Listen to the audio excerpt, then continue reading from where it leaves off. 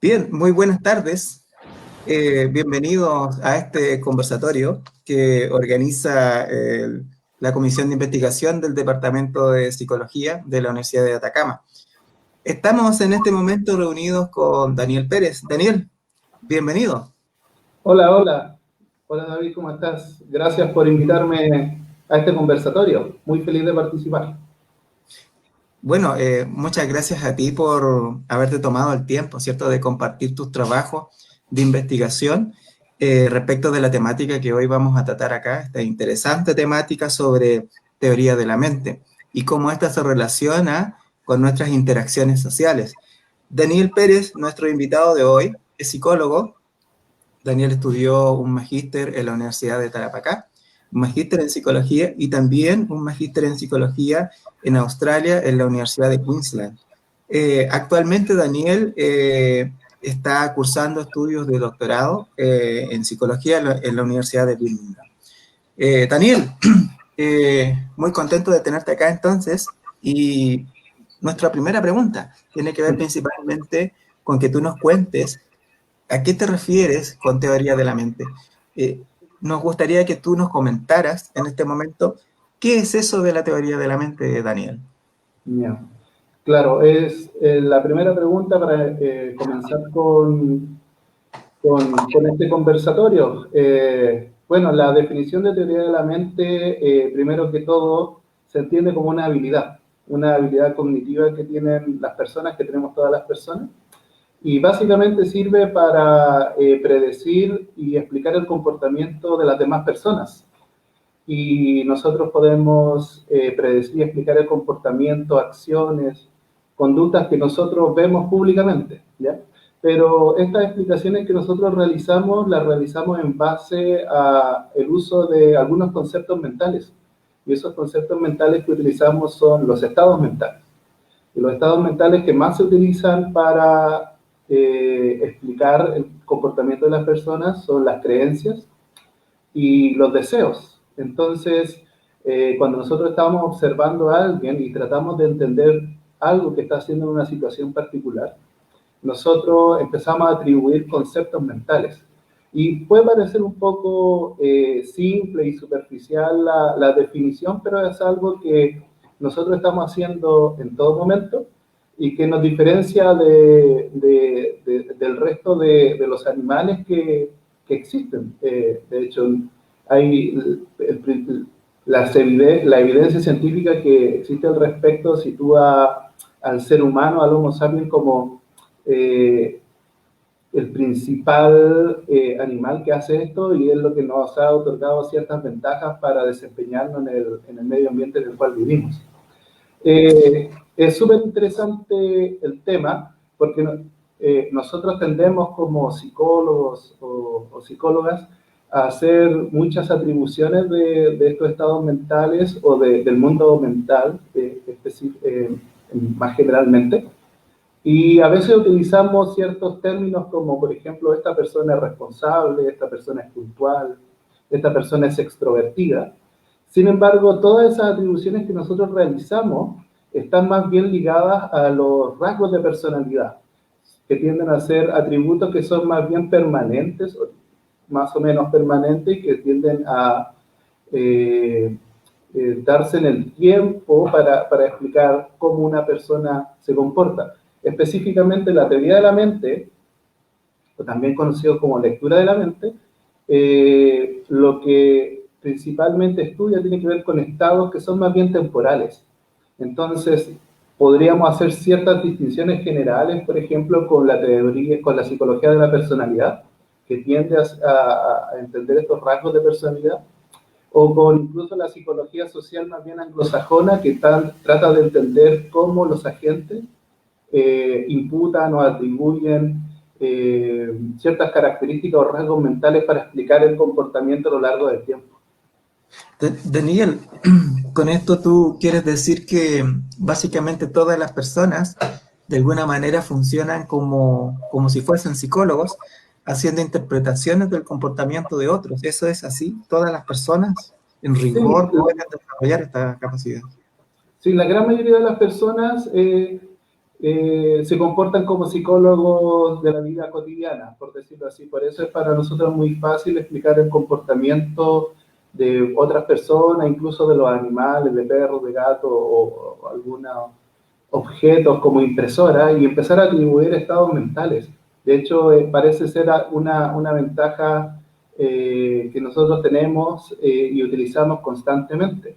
Ahora bien, lo que tú me estás preguntando ahora también tiene que ver con algunos estudios de psicología del desarrollo, porque la teoría de la mente principalmente ha estado vinculada al estudio con niños.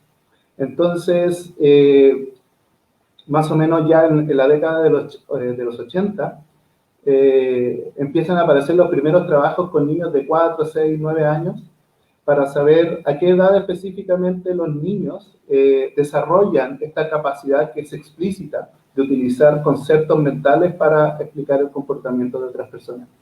Entonces, lo que se tendía a creer clásicamente, o podríamos decir en términos explícitos, es que los niños, de hecho, explican el comportamiento de las personas a partir de los 4 años hacia adelante.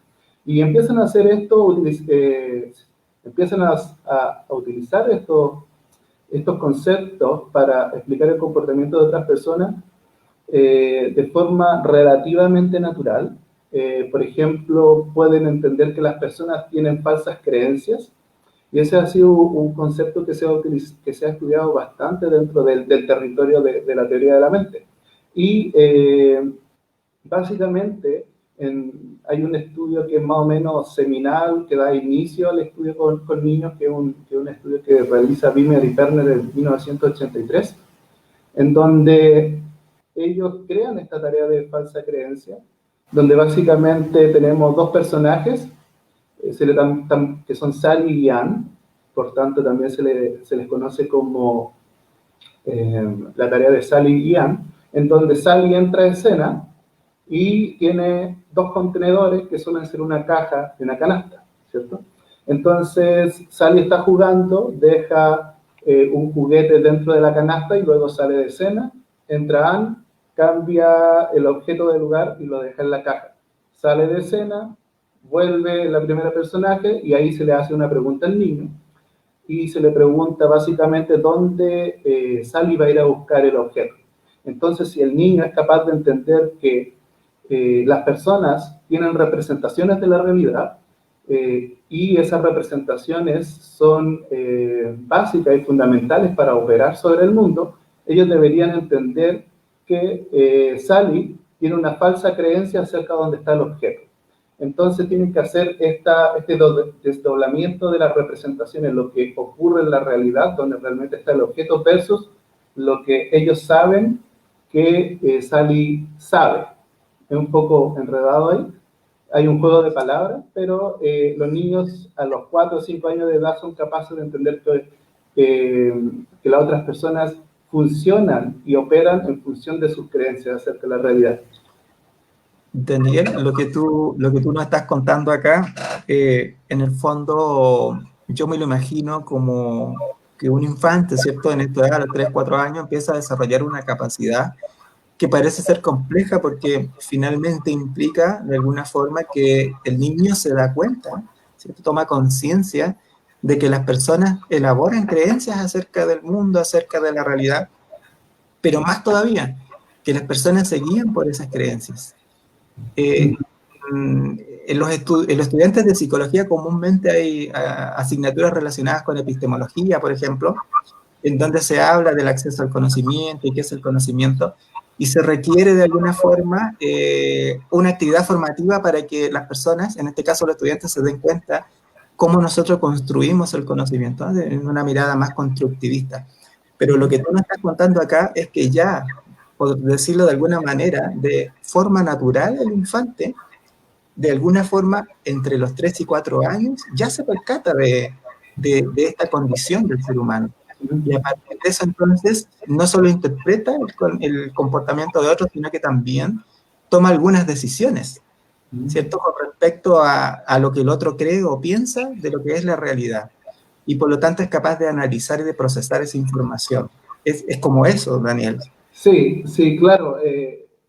Claramente es una buena forma de resumir lo que hemos estado hablando, aunque para el niño lo vive de una forma mucho más simple, porque está formando, está construyendo, de hecho, esas categorías. Hay como dos cositas que me gustaría abordar. Una es con respecto a la pregunta anterior, que tú me decías que todas las personas teníamos esta capacidad para eh, hablar, de entender las creencias. Y primero me gustaría enfocarme ahí un poco porque a partir de justamente la explicación de la tarea de falsa creencia, se empezaron a realizar otros estudios con niños que tenían autismo. Y ahí hay una cosita súper interesante, porque también en la década del 80, en el año 85, un grupo de investigadores que justamente estaban ubicados aquí en Inglaterra, Simon Baron Cohen, Utah Fried y otros, hicieron un estudio donde utilizaron el paradigma de falsa creencia y compararon niños de 4 o 5 años con niños que tenían autismo. Y también utilizaron un grupo, que era un grupo que tenía síndrome de Down, y justamente ellos querían ver cómo rendían utilizando la tarea de falsa creencia, y básicamente, para hacer bastante resumido el estudio, lo que ellos encontraron fue que los niños de 4 o 5 años, los niños con síndrome de Down pasaban la tarea a los 5 años de edad. Sin embargo, los niños con autismo tenían problemas para pasar esta tarea de falsa creencia. Lo que fue bastante revelador en ese momento y ha dado origen a un montón de estudios dentro de la tradición de la comprensión de los niños con autismo, porque básicamente estos autores, principalmente Simon Baron Cohen, viene a postular de que los niños tendrían algo así como mind blindness, él lo llama así en inglés, que vendría a ser algo así como una ceguera mental. Y básicamente lo que él quiere decir es que los niños tendrían una ceguera mental para atribuir estos estados mentales para los demás. Y de algún modo, esa ceguera mental, como ellos no podrían explicar el comportamiento de las otras personas utilizando creencias, falsas creencias, deseos, hace que este mundo social sea mucho más difícil de acceder. Por lo tanto, eso traería como consecuencia otro tipo de déficits sociales. Eso no quiere decir que los niños que tengan problemas con niños, es decir, niños con autismo, no tengan problemas con otro tipo de habilidades cognitivas. También tienen problemas con habilidades cognitivas que están relacionadas con las funciones ejecutivas, que también repercute en la forma en que cómo ellos se desenvuelven socialmente. Y tampoco esto quiere decir que sea todo o nada, es decir, que los niños con autismo, por ejemplo, tengan completamente cerrada esa forma de vincularse socialmente, sino más bien hay grados dentro del desarrollo de esta capacidad. Entonces hay que ir evaluando caso a caso, pueden haber entrenamiento e intervenciones también que hagan a los niños más funcionales. Pero esa línea de investigación ha sido bastante trabajada en el último tiempo, hasta ahora, y se tiende a entender bastante estos déficits sociales como un déficit en la teoría de la mente.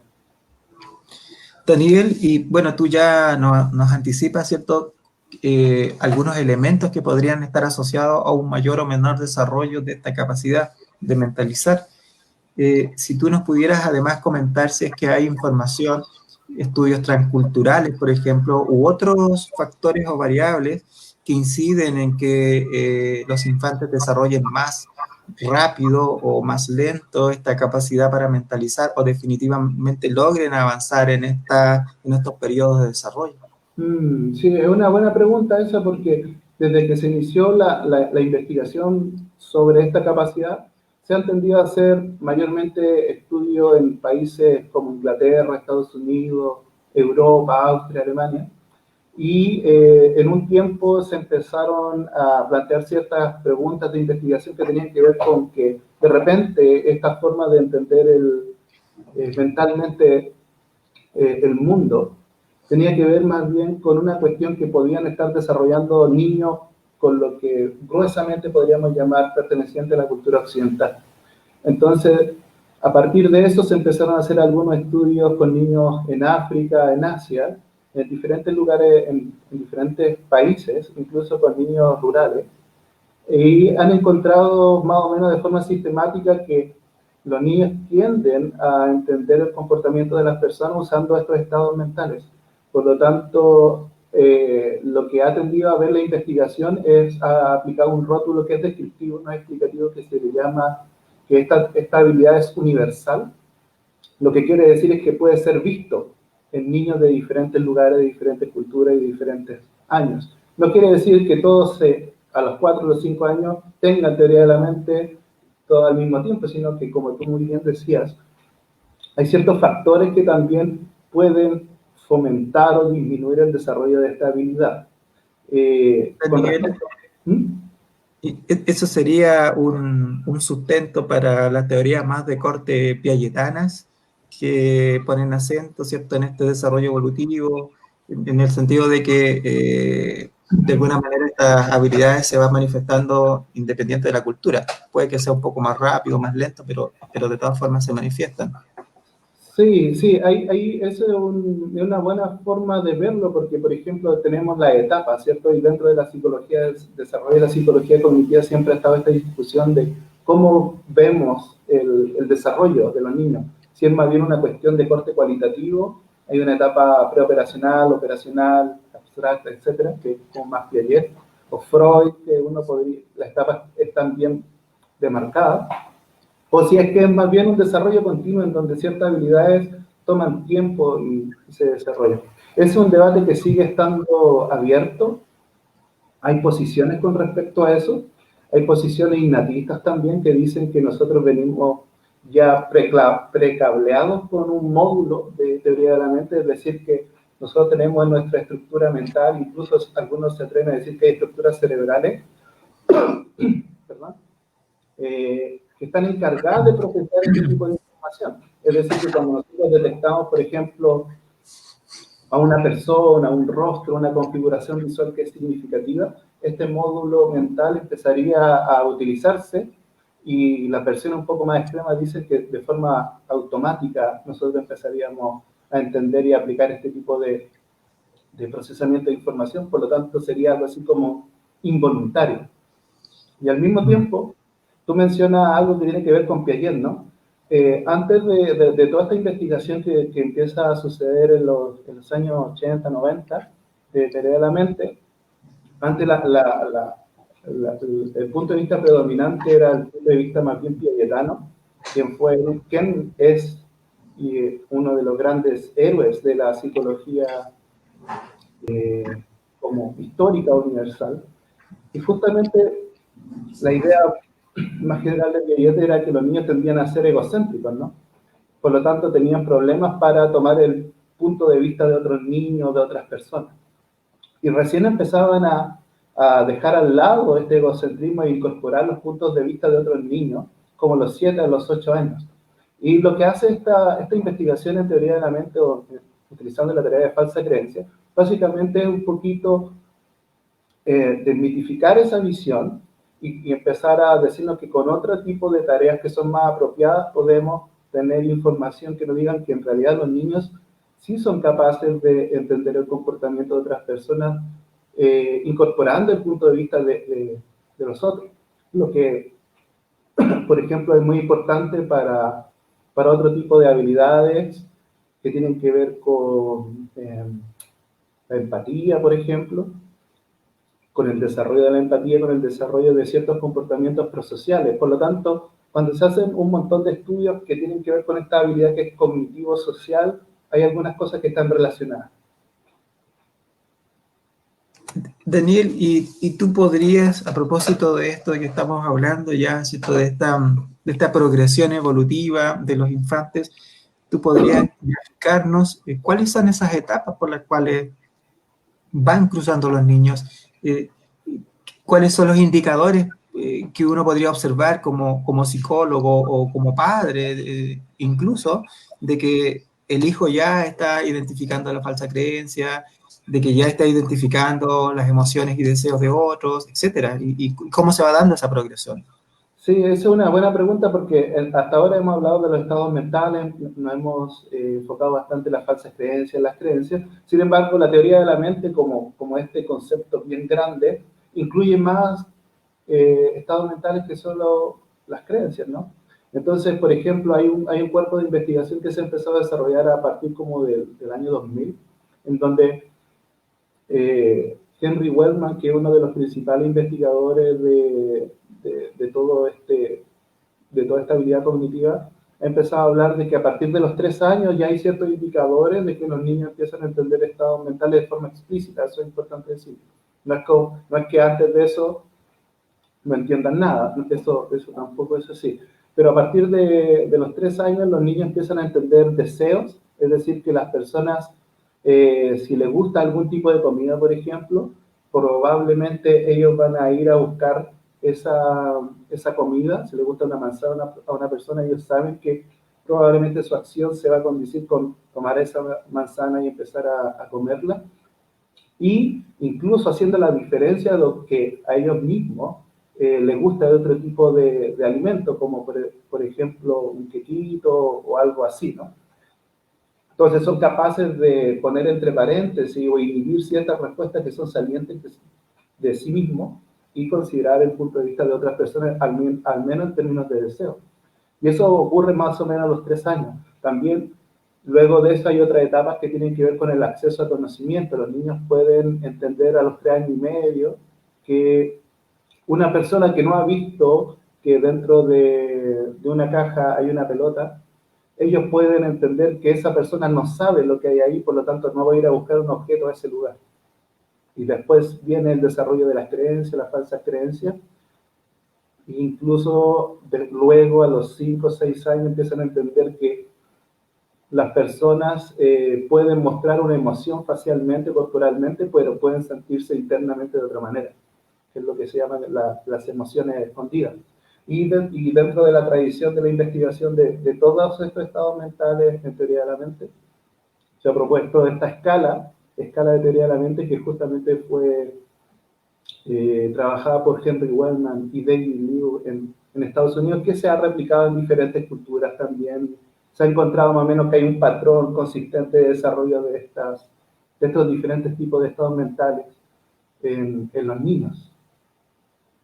Daniel, retomando una de las primeras etapas que tiene que ver con la identificación del deseo de los otros, esto implica que, por ejemplo, un niño ya a temprana edad va a tener la capacidad de darse cuenta en un aula de clase, por ejemplo, en un aula de clase, de que si él tiene un plátano, por ejemplo, y sabe que a su amiga de banco no le gusta el plátano, no va a insistir en que coma plátano, por ejemplo, porque sabe que no le gusta el plátano, que le gusta la manzana o que no le gustan las frutas. ¿Qué pasa, crees tú, con aquellas circunstancias en donde las personas no se percatan de que el otro tiene deseos diferentes? ¿Eso crees tú que podría estar relacionado con situaciones de violencia, de imposición y situaciones parecidas que de alguna manera pueden alterar el clima familiar, las escuelas, por el solo hecho de no entender que un otro tiene deseos diferentes?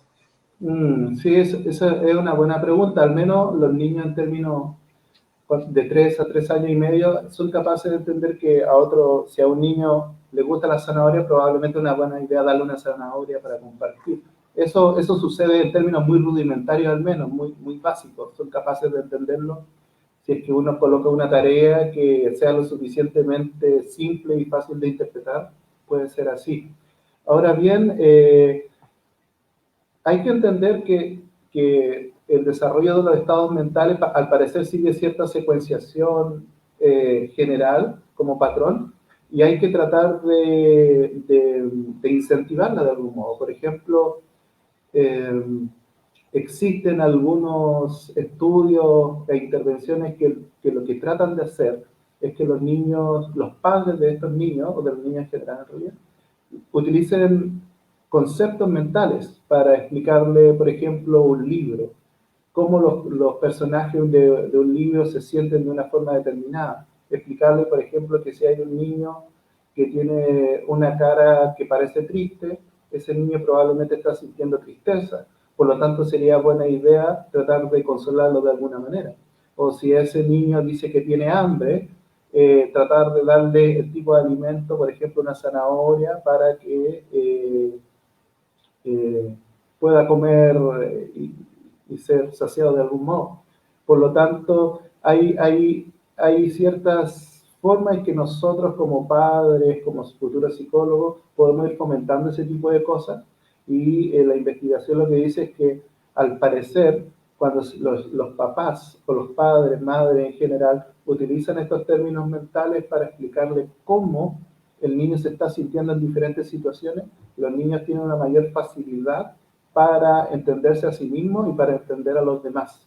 Y eso debería tener una serie de repercusiones en términos sociales, lo que, lo que obviamente es un elemento que nosotros como psicólogos le podemos enseñar a padres, o que nosotros podemos trabajar en los diferentes contextos profesionales, por ejemplo, no solo en la investigación. Sí, y lo que tú nos estás contando, estamos acá conversando con el académico Daniel Pérez sobre la teoría de la mente y su incidencia en las relaciones interpersonales. Daniel, lo que tú nos estás contando acá parece tener una incidencia, yo diría, crucial en las relaciones interpersonales, porque por una parte implica leer de alguna manera, interpretar el comportamiento de los otros para nosotros regularnos en esta relación interpersonal. Sin embargo, hoy en día vemos que hay dificultades en las relaciones interpersonales, conflictos al interior de las escuelas, por ejemplo, el tema de la violencia, y más allá, dificultades desde una perspectiva medioambiental, ¿cierto? Un montón de indicadores sociales que nos alertan de la relevancia de alguna manera poder favorecer una mejor convivencia. Y esto de la teoría de la mente viene de alguna forma a ser una de las respuestas relevantes. Tú ya nos anticipas cómo esto se podría comenzar a implementar, por ejemplo, educando a los padres, ¿cierto? Introduciéndolo al interior de las escuelas para que los profesores también puedan utilizar este tipo de actividades, o los futuros psicólogos también en el ejercicio de su profesión que puedan desarrollar actividades que apunten a aquello. Pero, ¿qué crees tú que falta?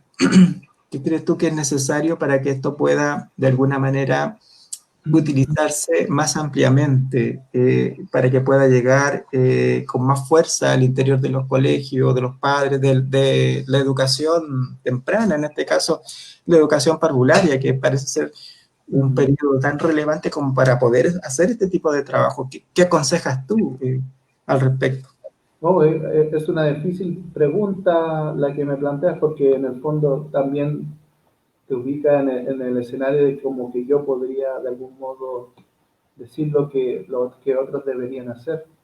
Yo creo que lo primero que habría que hacer es eh, enfatizar este tipo de temas dentro de las carreras de psicología, por ejemplo, o las carreras de educación parvularia, como tú estabas diciendo, incluso en carreras de educación en general. Entonces, primero que todo, habría que explicarle relativamente bien, de forma sencilla, a los estudiantes de qué se tratan este tipo de habilidades, y seguidamente tratar de mostrarle cuáles son los tipos de tareas que se utilizan, el tipo de evaluaciones que se hacen y cómo puntuarlos, porque cuando yo estaba en la Universidad de Atacama haciendo clases, yo preparaba mucho material, por ejemplo, con respecto a la evaluación de la escala de la teoría de la mente, y si bien muchas veces estas conversaciones con los estudiantes se dan un poco abstractas o no se materializan bien utilizando materiales, es más fácil entender cómo los niños van adquiriendo esto, y cómo uno como profesional, futuro profesional, puede implementarlo. Por lo tanto, yo creo que tiene que ver con varias cosas, ¿cierto? Desde el punto de vista como de profesor o de estudiante, tiene que ver con aprender cuáles son los conceptos y cuáles son las tareas que se utilizan para luego evaluar y utilizar este tipo de cosas con los niños en settings que son más bien aplicados y profesionales. Y uno puede, si uno quiere aprender a utilizar estas tareas, por ejemplo, uno puede aplicárselo a su hermano chico, a algún primo, vecino. No son difíciles de aplicar, no sé, hay que tener los materiales y pueden ser unos 5 minutos, ¿cierto? Desde ese punto de vista, yo creo que sería sumamente importante que, desde mi punto de vista en particular, se pudiera masificar a las carreras, pudiera, por ejemplo, hablar carreras de educación me refiero, poder de repente cuando los estudiantes o psicólogos ya en el ejercicio del rol profesional, estén trabajando con este tipo de tareas y tengan la oportunidad de hablar con los apoderados, explicarle también a los apoderados en qué consiste este tipo de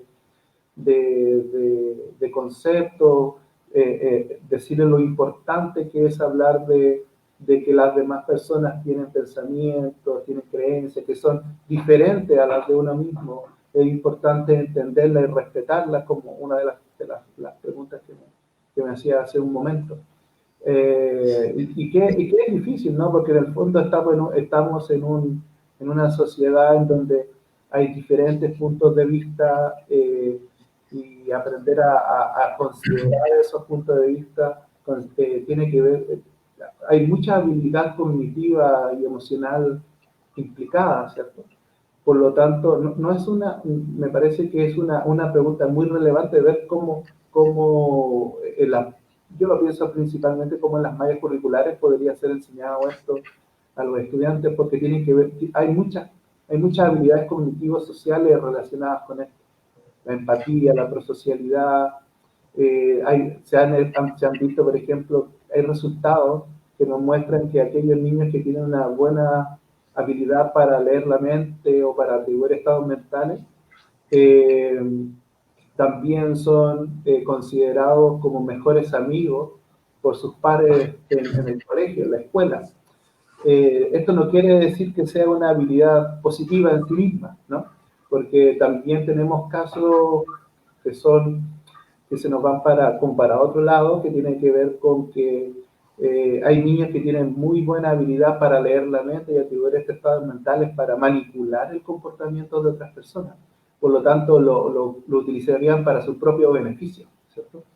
Entonces, no es como una habilidad positiva, sino más bien yo diría que tiene que ver como una cuestión neutra de cómo cada persona la utiliza en pos de la cooperación o para elegir sus objetivos personales. Ahora, Daniel, háblanos un poco, a ver si nos puedes explicar, porque tengo entendido también que hay algunas teorías que son más de índole cultural, ¿cierto?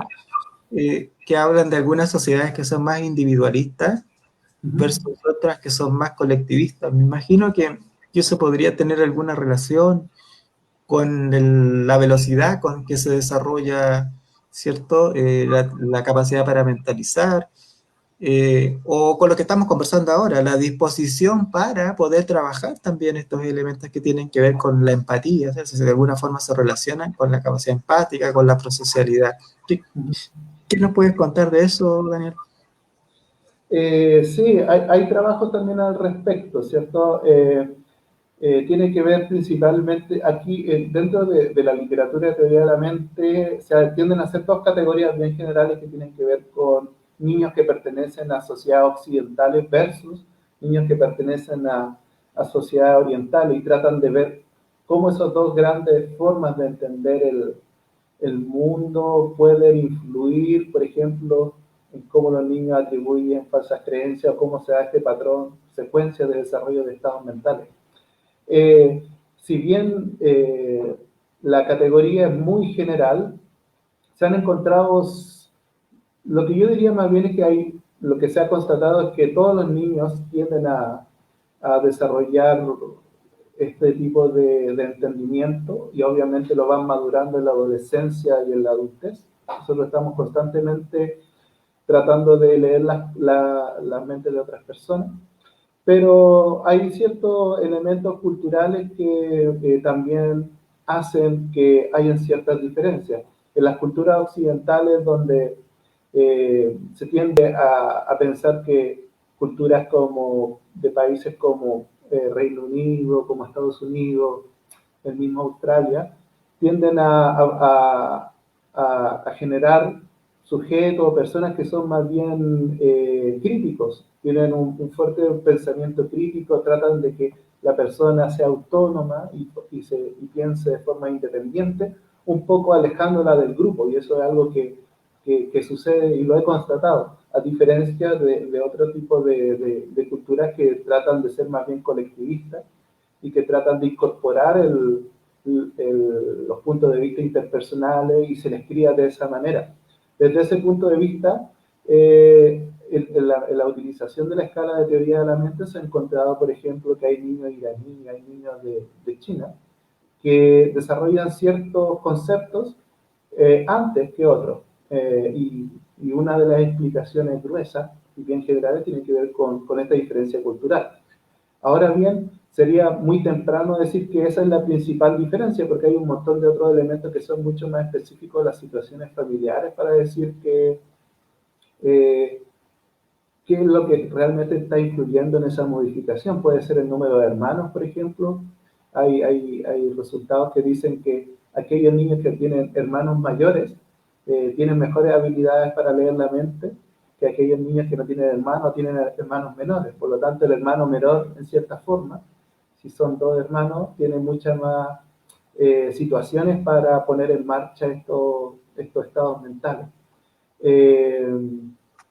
También hay evidencia que muestra que aquellos padres, y sobre todo la madre, que hablan de los estados mentales, de cómo se está sintiendo una persona, también mejora el tipo de habilidad que tienen los niños. Daniel, y yo tengo entendido que tú realizaste una investigación en Chile sobre teoría de la mente. Ahí dos preguntas tengo para ti. Este es un trabajo que tú lograste publicarlo en la revista Estudios de Psicología y hay antecedentes interesantes que a lo mejor es importante que nuestro público conozca, que sepa respecto de qué pasa con los niños chilenos y el desarrollo de la teoría de la mente. Y ahí me gustaría que tú igual nos contaras un poco cómo visualizas tú más a Chile como una cultura más individualista, más colectivista, y luego que nos contaras sobre los resultados que encontraste acá.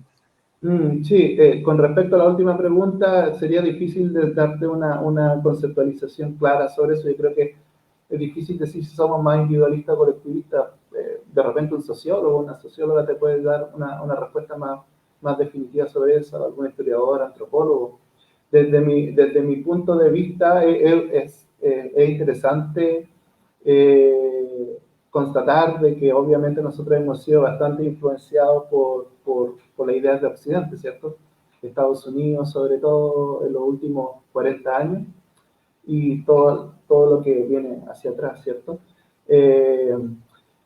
Pero al mismo tiempo tendemos a ser colectivistas, o sea, yo que he tenido la oportunidad de vivir en Australia, ahora en Inglaterra, me he dado cuenta que las personas en estos lugares, son los nativos, qué sé yo, tienden a ser un poquito más distantes con las personas en general, partiendo del saludo, que solamente mueven la mano y nadie se toma de la mano.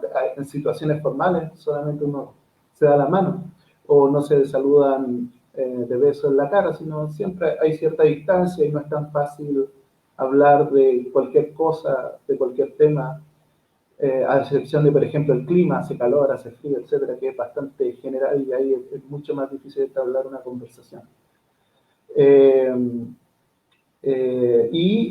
Chile nosotros tenemos como un poquito de ambas en ese sentido, nosotros somos bien gregarios, nos gusta juntarnos harto y no tenemos tantas dificultades para entablar conversación. Y con respecto a tu consulta, sí, nosotros estuvimos haciendo una investigación con respecto a esta secuencia de desarrollo de estados mentales, porque en Latinoamérica en general no hay mucha información al respecto. En un trabajo que todavía no hemos publicado, lo tenemos ahí en el tintero, tenemos que mejorarlo un poco. Lo que encontramos fue que básicamente en Chile los niños, la región de Atacama, nosotros estuvimos mostrando niños de Copiapó. Tú también participaste en ese estudio, fuimos hasta una comuna rural, no recuerdo en este momento. Tierra Amarilla también, Tierra ¿sí? Amarilla y un poco más no recuerdo este momento donde fuimos, todas las En el localidades. interior de Tierra Amarilla, una zona rural también. Sí, sí, sí. Nosotros lo que encontramos fue la secuencia occidental, por decirlo así. Sería como, o sea, el resultado es interesante porque no hay, ¿cómo se llama?, evidencia que muestre eso. Eh, pero todavía nos queda un poquito de publicar eso, algo que tenemos que hacer.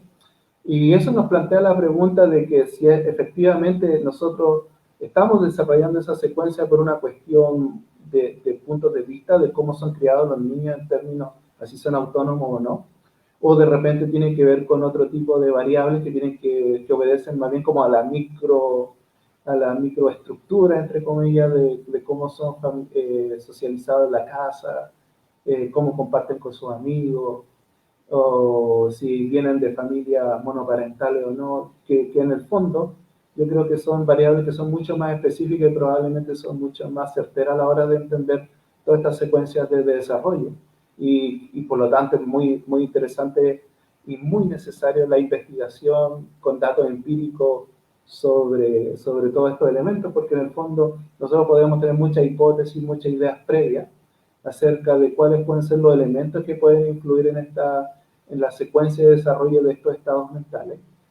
Eh, Sin embargo, es necesario constatarlo con los resultados, con los datos empíricos. Desde ese punto de vista, la investigación que nosotros como psicólogos y psicólogas realizamos es muy importante porque informan nuestra comprensión de los fenómenos y informan también una futura acción e intervención sobre todo este tipo de estados mentales, de comprensión social, ¿cierto?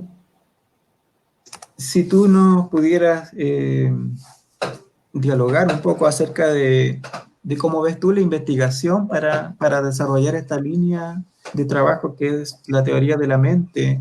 ¿Qué sugerencias podrías dar, por ejemplo, de rigurosidad científica, metodológica, nuevos focos que son necesarios de seguir clarificando, investigando? Sí, o sea, desde mi deformación profesional y de todo lo que he estudiado, yo lo primero que diría es estudiar cuáles son los conceptos básicos. Para eso hay algunos libros que existen en la actualidad sobre teoría de la mente. Hay uno que se publicó en 2018 por la Católica, que es un libro de Henry Wellman. No recuerdo el título en este momento, pero tiene que ver con la construcción de la mente, si no mal recuerdo. Es un buen libro para empezar. A veces se pone un poco difícil de leer, pero me parece que es una introducción en español que siempre se agradece. Y lo otro sería tratar de instalar este tipo de temática en cursos de psicología del desarrollo, tratar de elaborar las propias baterías, no son difíciles de hacer, no son como por ejemplo el WISC, el VICE, donde uno tiene que adquirir de la batería a ciertas editoriales, más bien uno va construyendo sus propias baterías y puede ir construyendo y utilizando objetos y obviamente siguiendo el procedimiento estándar de realización de preguntas.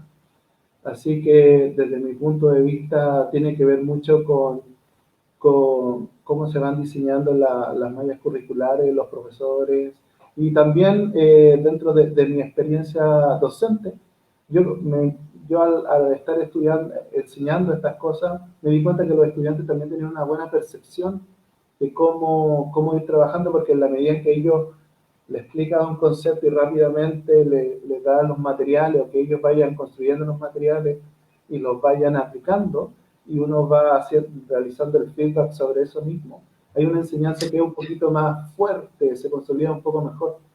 Eh, Me acuerdo que el otro día estaba revisando un disco duro acá porque necesitaba respaldar información y me encontré con algunos videos de algunos estudiantes aplicando algunas cosas. Me acordé de eso también. Claro, de tu experiencia acá en la Universidad de Atacama, Ah, porque Daniel Pérez también fue profesor del Departamento de Psicología de la Universidad de Atacama. ah, Eh, sí, Así es, claro. Daniel, entonces una de las recomendaciones que tú señalas es usar sin duda una batería para poder medir la capacidad de mentalización. ¿Existe una batería para eso? Sí, existen diferentes tipos de tareas. Las tareas de falsa creencia, las tareas para medir deseos, que se llaman deseos diferentes, que ya comentábamos al principio, de acceso a conocimiento y también de emociones escondidas. Existen todas estas información. Yo, si ustedes gustan, también se las podría mandar a su correo electrónico. Tengo todo ese material ya adaptado para fines pedagógicos, ¿sí? Sí, así que eh, eh, leer, Podemos contar con él. sí, claro, leer libros, leer los papers, Bueno, puedo enviar algunas referencias sí, básicas claro. de toda esta información. Bien, a propósito de libro, dentro de tus proyectos tengo entendido que estás escribiendo un libro también, Sí, justamente la temática. un libro de introducción a la teoría de la mente. Voy recién en el prefacio, en el primer capítulo, pero ya tengo esbozado algunos capítulos más, porque justamente mi idea es tratar de masificar un poco más y divulgar este tipo de conocimiento principalmente para estudiantes de pregrado, profesores que estén dictando cosas relacionadas con esto, porque a mí me pasó como profesor que no encontraba literatura al respecto y a veces tenía que recurrir a los papers y yo mismo adaptar y bajar un poco es el nivel de abstracción con el que hablo, y yo creo que un material así sería súper importante contar eh, en español y para la mayoría de los profesores, estudiantes. Hasta ahora mi idea es escribir un libro más bien en formato abierto, que sea de acceso abierto, así que cuando lo tenga listo lo dejaré colgado en una plataforma online para que pueda ser descargado libremente, y obviamente yo todos los errores que hay contenido después les diré que me manden un correíto para ir modificándolo, y algunas cosas que no se entiendan bien y todo, pero esa es la idea. Animamos al público, a la audiencia, a que realice sus preguntas para el académico Daniel Pérez, que su línea de trabajo y de investigación es sobre teoría de la mente. Ya tenemos acá una pregunta, un auditor dice, ¿cómo afectan los trastornos del lenguaje el desarrollo de la teoría de la mente? ¿Cómo afecta el trastorno del lenguaje el desarrollo? Es una pregunta bien interesante, y creo que empezando ahora excede un poco mis conocimientos al respecto, porque cuando uno empieza a estudiar todos estos elementos de teoría de la mente, eh, son mundos. Cuando uno trata de relacionarlo, por ejemplo, con empatía, con funciones ejecutivas o con lenguaje. Obviamente que al principio los elementos del lenguaje son importantes para que las personas, los niños puedan entender a los demás. De hecho, muchas veces decir, por ejemplo, David no sabe que un objeto está dentro del refrigerador, digamos, una bebida, tiene una estructura lingüística un poquito más sofisticada, ¿cierto? Entonces, hay ciertas palabras que están como anidadas y están entendidas de forma jerárquica, ¿cierto? Dentro de Ahora, un... Ahora, Disculpa. Daniel, hay estudios que me da la impresión que están más por una perspectiva no necesariamente universalista, perdón, sí, universalista del desarrollo de la teoría de la mente, intentan controlar por lenguaje. ¿Tendrá eso que ver, alguna relación con la pregunta que hace este auditor, en el Ah, sentido de que se intenta controlar por lenguaje y de esa manera establecer que de igual forma se desarrolla la teoría de la mente?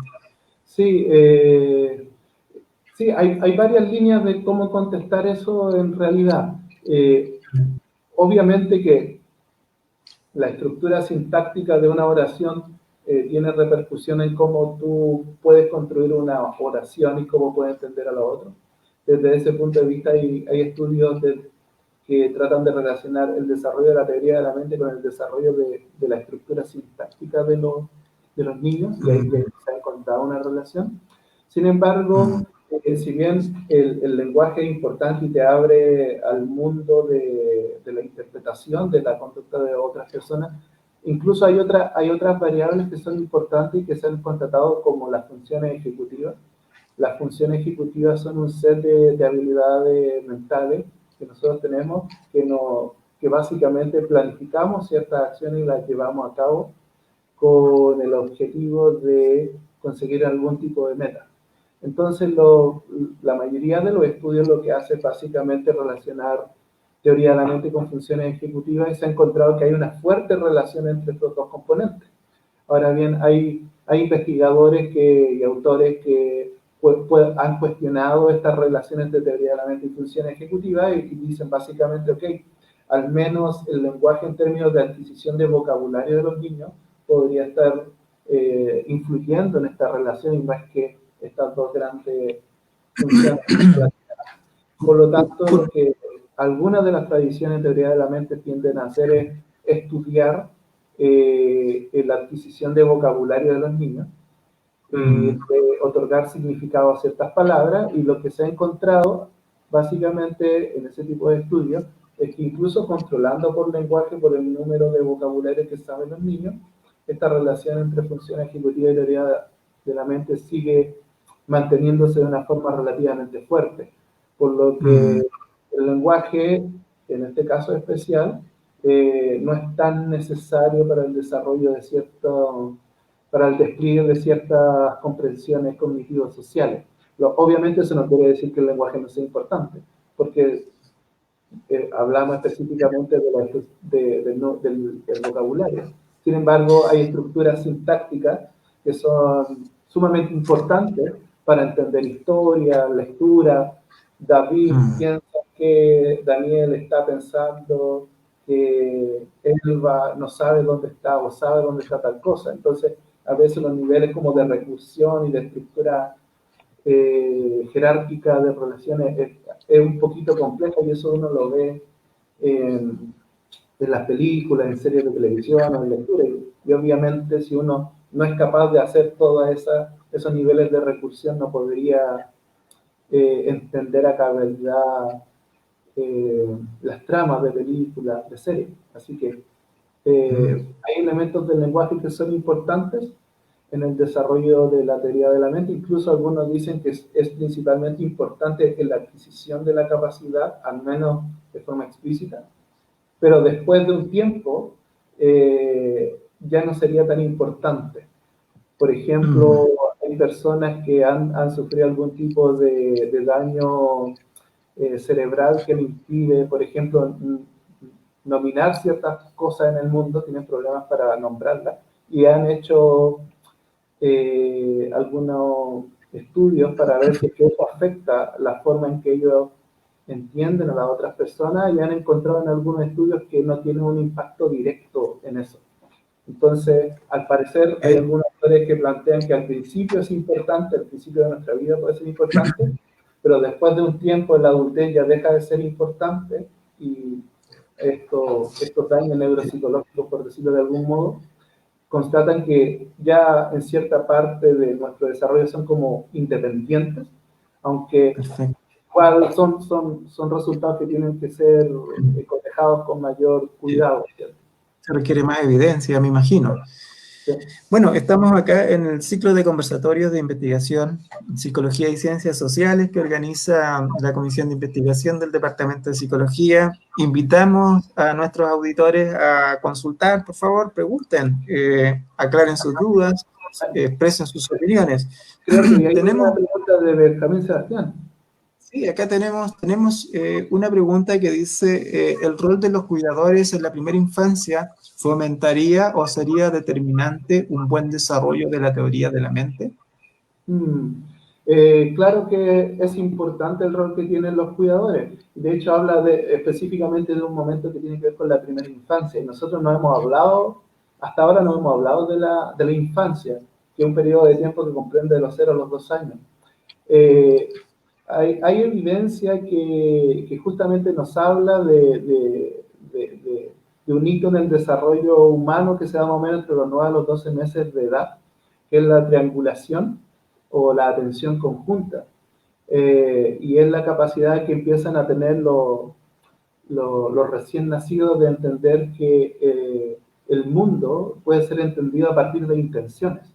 Entonces, básicamente hay dos personas, que en este caso puede ser una guagua, un bebé, y su papá o su mamá. Y, por ejemplo, a los 6 meses de edad, el bebé o la guagua solamente coloca atención a su cuidador o deja de atender a su cuidador y pone atención o fija su atención hacia un objeto, que puede ser un cascabel o una comida que quiera alcanzar. Sin embargo, a los 9 a los 12 meses de edad surge algo que Michael Tomasello lo denomina como una revolución cognitiva, y que es justamente esta triangulación.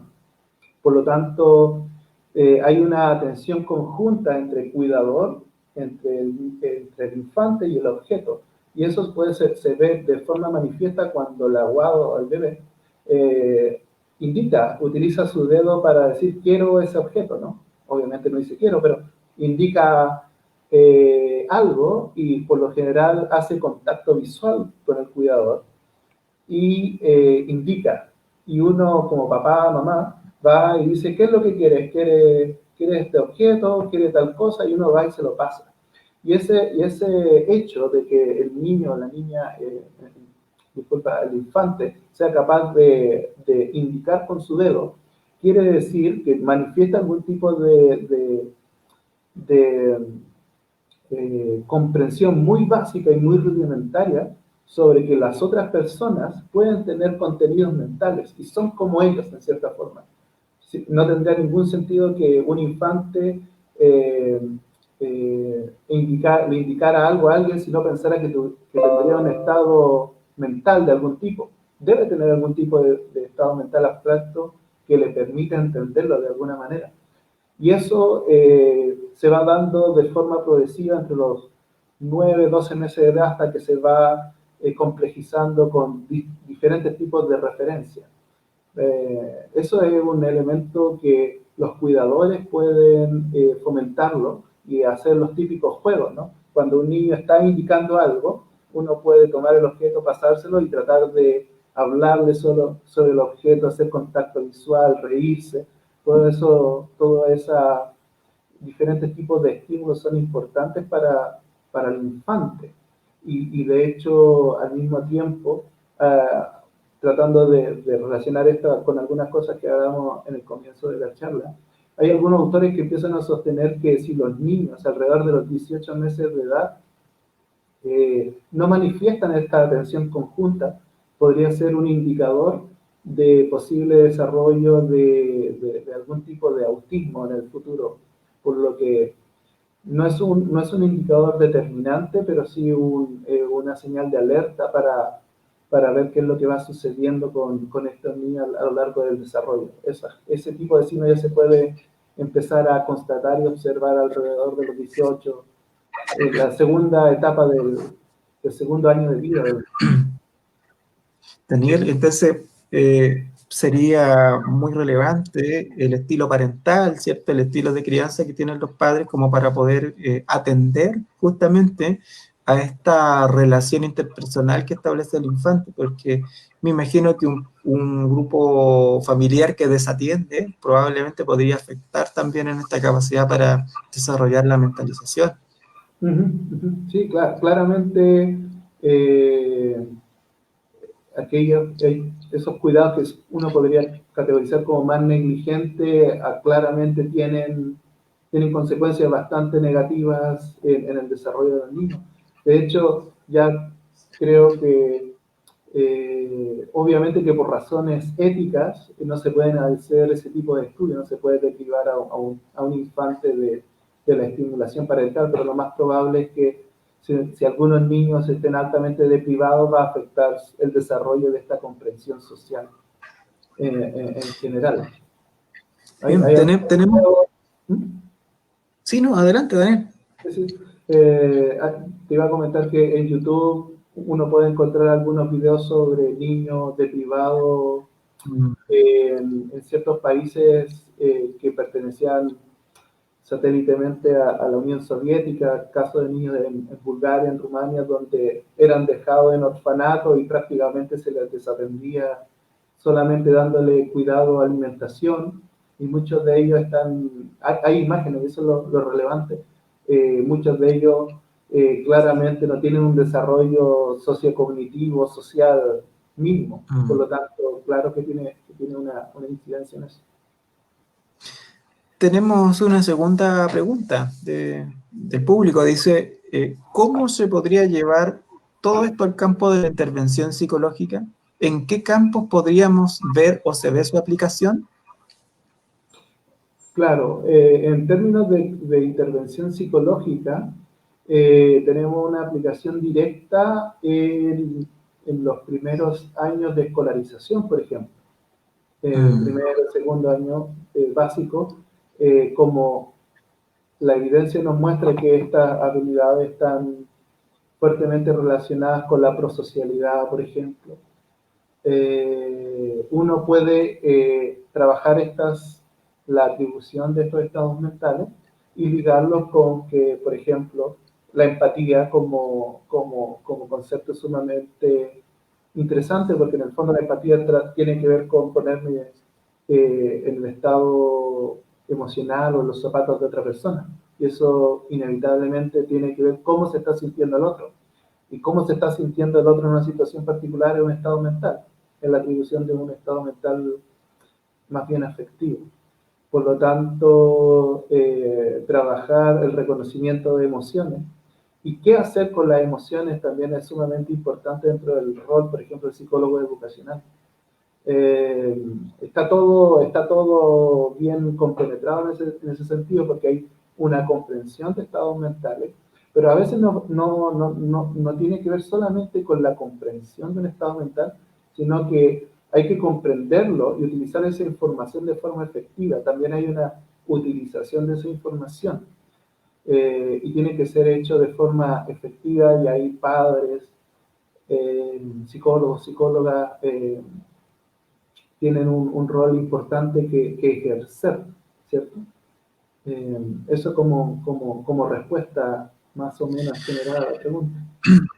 O sea, efectivamente se podría medir, ¿cierto?, el desarrollo de la teoría de la mente con la escala existente. A partir de eso, proponer talleres que apunten a desarrollar justamente algunas habilidades o capacidades que estén descendidas, como la toma de perspectiva, por ejemplo, etcétera.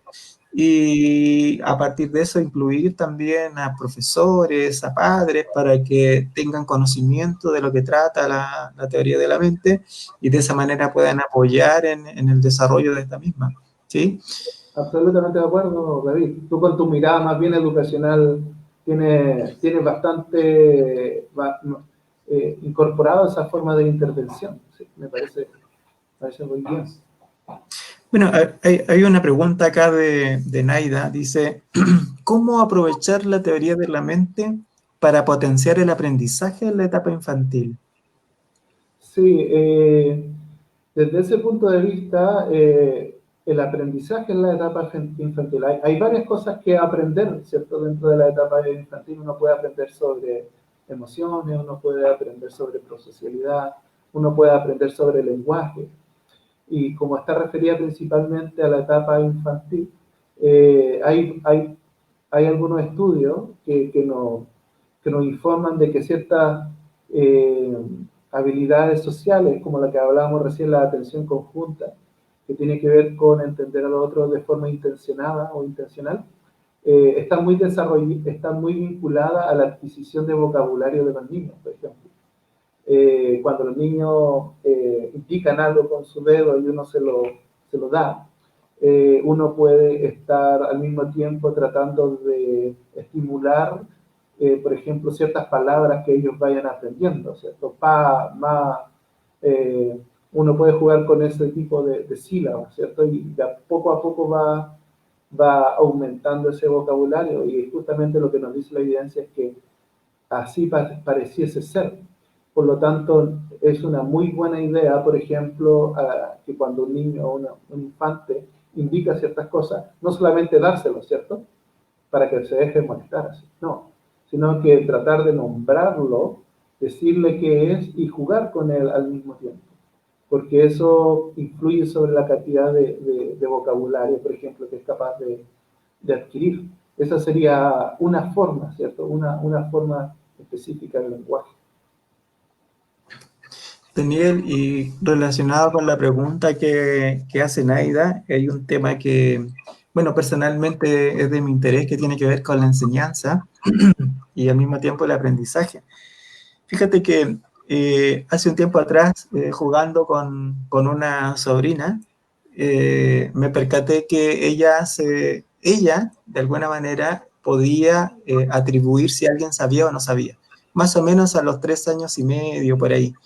Estábamos en un juego y yo le pregunté a mi sobrina, ¿ella puede jugar? Preguntándole por una amiguita que estaba alrededor. Y dijo, no, ella no puede jugar. Yo le pregunté, ¿y por qué no puede jugar? Y me dijo, porque ella no sabe jugar. ¿Eso tiene relación con, crees tú, con esta capacidad de acceso al conocimiento, de darse cuenta cuando alguien sabe algo, cuando el otro no sabe algo? ¿Eso efectivamente se desarrolla a tan corta edad y tiene alguna relación con aprender y con enseñar? ¿Qué crees tú? Sí, absolutamente. Lo que tú acabas de decir es un muy buen ejemplo para ejemplificar el acceso al conocimiento, porque si alguien no sabe algo, en este caso jugar, ella predice, no sabe jugar. Y obviamente no sabe, no va a saber jugar porque no se le han enseñado las reglas, por lo tanto hay que enseñarle. Y desde ese punto de vista, uno podría empezar a investigar el aprendizaje, la enseñanza y el aprendizaje, cómo estos conceptos se van relacionando con la teoría de la mente, ¿cierto? Y al mismo tiempo, justamente como tú cuentas algo más bien anecdótico que te pasó, a mí me pasó anecdóticamente ahora, mi hija tiene como 4 años, a los 5 años más o menos, ella cuando llega aquí a la casa, a veces estamos hablando y empieza a invitar a sus profesoras y empieza a hacer todo el procedimiento, ¿no? Hola, ¿cómo está ya? Tú dime, ¿cómo se llama este objeto? Ok, muy bien, y te felicita. Y ahora, ¿qué están haciendo acá? Entonces empieza a copiar ciertos roles. Y cuando yo, por ejemplo, digo, yo no sé tal cosa, ella me lo trata de explicar a su manera, ¿cierto? Ella es capaz de darse cuenta e identificar que yo no sé algo, por lo tanto ella trata de modificar mi estado mental para generar un conocimiento nuevo y pueda participar de esa clase ficticia, imaginaria que está impartiendo.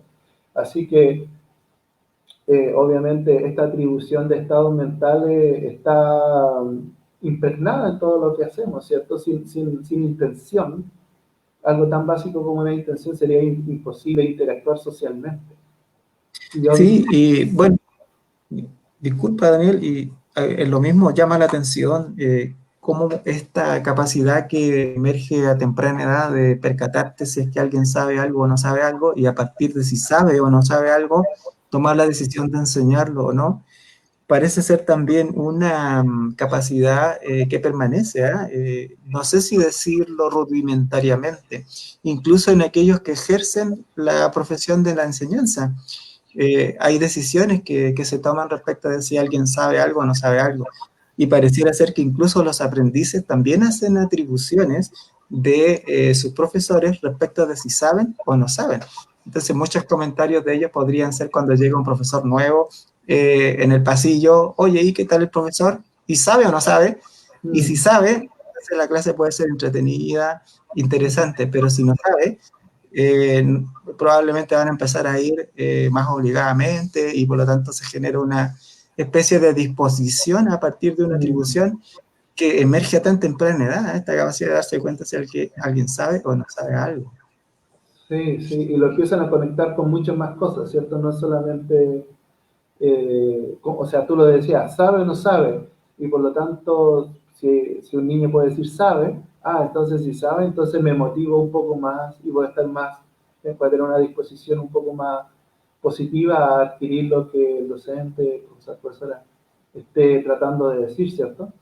Sí, estoy absolutamente de acuerdo con ese tipo de afirmaciones, incluso y moviéndonos un poco más allá del desarrollo infantil, porque muchas veces la teoría de la mente queda como un poquito encasillada y que tiene que ver solamente con el desarrollo infantil, pero incluso ahora nosotros como adultos estamos siguiendo, si seguimos nutriendo nuestra teoría de la mente para hacerlo incluso más sutil en las formas de predecir el comportamiento de las otras personas.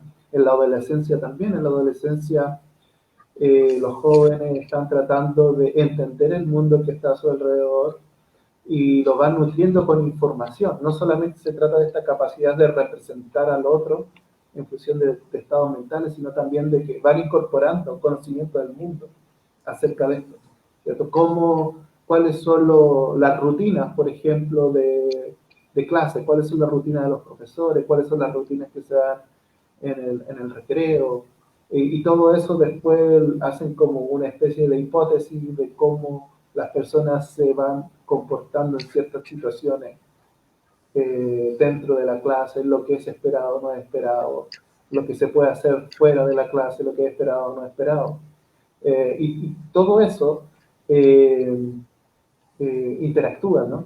Porque a veces toda esta conversación puede llevarnos a pensar como que estamos encerraditos en nuestra mente y que no hay Mm. mucho que no tenga mucho que decir el contexto, y eso no es así. De hecho, hay una interacción entre ambos tipos de conocimiento y que se va nutriendo a través de la experiencia. Así que pensar que esta cuestión es solamente algo que está pasando aquí encerrado en el cráneo o en mí Mm. mismo no es así, eso sería erróneo verlo de ese modo, sino que uno lo está nutriendo en todas las relaciones interpersonales que tiene y en la experiencia que uno va adquiriendo, ¿cierto? En diferentes lugares, en diferentes ciudades, con diferentes personas, con personas que creen están afiliados a ciertas religiones que pueden ser diferentes a las nuestras. Todas esas cosas hacen que nuestras hipótesis mentalistas estén en juego, ¿no? Y las ponen un poco entredicho, ¿cierto? Por eso es tan difícil y al mismo tiempo tan apasionante este objeto de estudio. Daniel, y tengo entendido que tú estás ahora en en un proyecto de investigación que de alguna manera tiene como hipótesis la relevancia del juego para el desarrollo de la teoría de la mente, lo que de alguna forma viene a destacar cómo el juego podría ser una actividad fundamental para poder desarrollarla. ¿Tú podrías contarnos acerca de este proyecto en el que actualmente estás trabajando, Daniel? Sí, es una muy buena pregunta y siempre me estoy preguntando constantemente. La pregunta que tú me estás haciendo ahora tiene que ver con un proyecto de investigación que yo estoy elaborando en este momento y tiene que ver con cómo los adultos principalmente entienden las relaciones interpersonales. Eh, y para entender ese tipo de pregunta tan global, lo vamos especificando ciertos contextos. Esos contextos están más bien relacionados a la economía conductual, ¿cierto? La economía conductual tiene que ver con una subrama de la economía que tiene que ver cómo efectivamente las personas se comportan bajo cierto estímulo o no. Y uno lo podría ver un poquito alejado de repente de cuestiones más bien psicológicas, pero en realidad cuando uno empieza a leer sobre todo este tipo de literatura, se da cuenta de que las explicaciones que faltan justamente dentro de la economía son psicológicas, sociales incluso, y que quedan relativamente cortas para entender la complejidad de nuestras acciones, ¿cierto? Y justamente tú lo que estás preguntando tiene que ver con un tipo de juego en particular, que son los juegos de coordinación, que se estudian al interior de la economía conductual. Y para tratar de ejemplificar esto, hay ciertas situaciones que son más o menos comunes. Entonces, supongamos que tú como copiapino, por decirlo así, dejémoslo bien simple en este momento, tengas que reunirte con una persona en Copiapó y tú no sabes nada de esa persona. Y y tú sabes al mismo tiempo que esta persona probablemente tiene información muy general acerca de la ciudad y tienen que ponerse de acuerdo sobre un lugar donde se van a reunir. Entonces tú como copiapino puedes pensar en cierto listado plausible o razonable de lugares donde se pueden reunir. Supongo que un lugar podría ser la Plaza de Armas, puede ser esa estatua que está eh, en Copayapu, creo que se llama Estatua de la O Libertad, de la libertad, me parece que sí. algo así, ¿cierto? Entonces, Ujú. o si por ejemplo, bueno, sigamos con este ejemplo antes de ir al otro, entonces tú puede ser razonable que para una persona que viene desde fuera esa estatua sea saliente y ustedes sin ninguna forma de comunicarse puedan llegar a coincidir en ese tipo de lugares.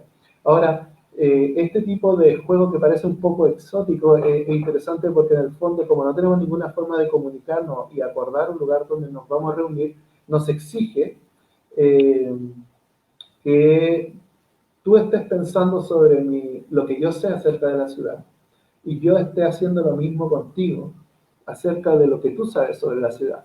Y si tú me clasificas a mí como una persona, como un completo extraño, probablemente vas a escoger esta estatua o puede ser el parque. Entonces, si nosotros acordamos y nos reunimos en el mismo lugar sin ninguna forma de comunicación, nosotros ganamos el juego. Independientemente cuál sea la alternativa que nosotros tomemos, ¿cierto? Si puede ser la estatua, puede ser la plaza central. Lo importante es que nosotros estratégicamente pensemos acerca del estado mental del otro. Y desde ese punto de vista nosotros estamos jugando ese juego en muchas situaciones, aunque parezca un poco exótico el ejemplo que estoy utilizando ahora. Uno en las interacciones sociales no es completamente abierto y explícito, ¿cierto? Uno de repente está tratando de leer qué es lo que realmente me está queriendo decir esta persona en la universidad, como estudiante o como colegas de trabajo también. ¿Puedo ser tan explícito con esta persona? Le pregunto, no, mejor no, porque puedo utilizar esa información de repente para hacer otra cosa.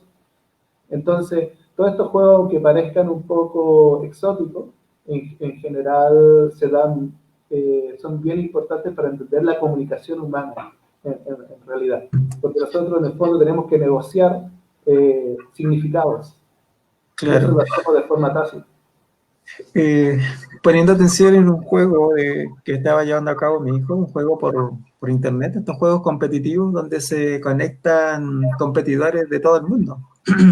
Se asimila, me imagino, a esto en el sentido de que yo escuchaba como mi hijo hacía una especie de monólogo, tratando de interpretar o deducir qué movimiento iba a hacer el competidor, sin conocerlo, porque son conexiones espontáneas que emergen y en función de una meta, que en este caso es la competencia, ¿cierto? Tiene un poco de sentido esto, ¿no? Desde la perspectiva de que de alguna forma este escenario te exige interpretar lo que va a hacer el otro, leer el comportamiento del otro. Mm, sí, sí, absolutamente. Uno está tratando de leer estratégicamente qué es lo que está haciendo el otro para, en este caso, tú estás colocando un juego de competencia, ¿cierto? En donde si yo adivino al otro y soy mejor que él, probablemente si es un juego que es tipo disparo, shooter, qué sé yo, le pueda matar en el juego y de esa forma ganar. Estoy leyendo que Nayer nos dice que se llama Estatua de la Paz, ¿no? Estatua de la Libertad. Ah, Está correcto. gracias Importante. por la aclaración. Mira, estamos en una interesante conversación con el profesor Daniel Pérez. Aquí hay un mensaje de Isaac, dice, recuerdo escuchar al profesor hablar respecto a baterías que resultan ser instrumentos como falsa creencia o emociones escondidas. ¿Cómo se lleva a cabo el proceso de recopilación de información a través de estas baterías? Eh, bueno, me acuerdo de Isaac, le mando un saludo. Eh, en realidad, las baterías, los diferentes tipos de tareas tienen una forma de puntuación bastante clara. Desde ese punto de vista, uno tiende a esperar que en ciertas ventanas de edad, los niños adquieran, por ejemplo, el concepto de falsa creencia o el concepto de emociones escondidas. Básicamente, cuando uno aplica una tarea a una batería, hay un procedimiento relativamente estructurado de preguntas que uno va haciendo, y si es que un niño responde exitosamente la tarea desde el punto de vista de la teoría de la mente, por ejemplo, uno de todas formas tiene que realizar ciertas preguntas controles para ver si es que no fue al azar dicha respuesta. Entonces, por lo general, esas respuestas controles tienen que ver con preguntas de memoria o preguntas de comprensión. Y por lo general, esas respuestas son puntuadas como 1 o 2, dependiendo de cuán compleja, cuántos niveles tenga esas preguntas en particular. Y luego de eso uno lo puede ir manejando de diferentes formas. Uno puede ir sumándolo, por ejemplo, si tuvo un punto en una pregunta de falsa creencia, un punto, 2 puntos en una de emociones escondidas, uno puede utilizar un indicador numérico que de alguna forma puede resumir un número, la comprensión que tenga una persona de algo. Obviamente que no es perfecto, el número no va a indicar nunca la complejidad que hay dentro de ese desarrollo, pero es algo que nos interesa saber para de algún modo ir evaluando y saber si es que un niño o una niña necesita un poco más de estimulación en cierto aspecto de este desarrollo de la teoría de la mente. Por ejemplo, un niño que todavía no entiende el acceso a conocimiento, puede ser importante generar situaciones donde se estimule ese tipo de comprensiones. Eh, eh, Hay distintas formas de puntuarlo, por lo general son bastante esquematizadas y están disponibles en papers, en libros. Bueno, como ya le comentaba, como te comentaba a ti, David, anteriormente, yo tengo material de eso que te puedo enviar y que le puede servir a Isaac en el futuro como alguna guía al menos. Bien, pues muchas gracias, Daniel. Este es el ciclo de conversatorios de investigación psicológica y ciencias sociales organizado por la Comisión de Investigación del Departamento de Psicología. Nuestro invitado, Daniel Pérez, nos está hablando acerca de la teoría de la mente, entendiendo nuestras relaciones interpersonales desde la teoría de la mente. Próximamente, el 11 de noviembre, la presentación es sobre mujer negra y feminismo de la doctora Lucian Santos, socióloga de la Universidad de Alagoas de Brasil. Así que quedan cordialmente invitados. Daniel, me gustaría que para ir cerrando ya este conversatorio tú nos pudieras entregar algunas ideas claves, algunas síntesis que tú consideras pertinente de presentar para ir cerrando este conversatorio. Bueno, primero que todo, agradecer la invitación que me hizo Elba. Elba me invitó a participar de este ciclo de charla. Estoy muy contento de que me haya contactado eh, y poder contribuir a esto y de algún modo ponerme en contacto nuevamente con la Universidad de Atacama. Ha sido muy bueno, ha sido muy grato. Eh, Tengo muy buenos recuerdos de estudiantes y justamente enseñando este tipo de materias. Obviamente todavía mantenemos el contacto contigo y otros académicos de ahí. Les mando un fuerte saludo. Y qué le podría decir? Yo soy un investigador de teoría de la mente. Yo le diría, investigue la teoría de la mente porque es muy importante. Así que yo los dejaría invitados a que principalmente cual sea el contenido o las cosas que a ustedes les guste como estudiantes, traten de estudiarlo muy bien, traten de buscar libros, papers, artículos científicos sobre esto. Siempre hay alguien que ya ha escrito algo al respecto. Y es importante que sigamos profundizando en esto porque muchas veces el conocimiento y las cosas que existen se van construyendo y van cambiando en el tiempo. Es siempre bueno criticarlo y verlo desde diferentes puntos de vista. Eso es lo que yo podría decirle como un mensaje para que se lleven a la casa. Estuve viendo también algunas muestras ahí de Philip y de...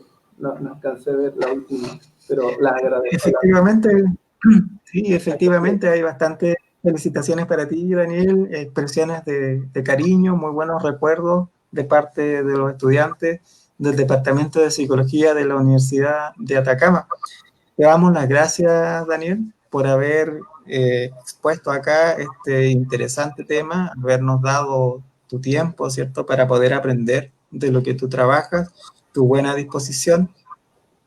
Agradezco también a la audiencia que se ha conectado para este ciclo de conversatorios.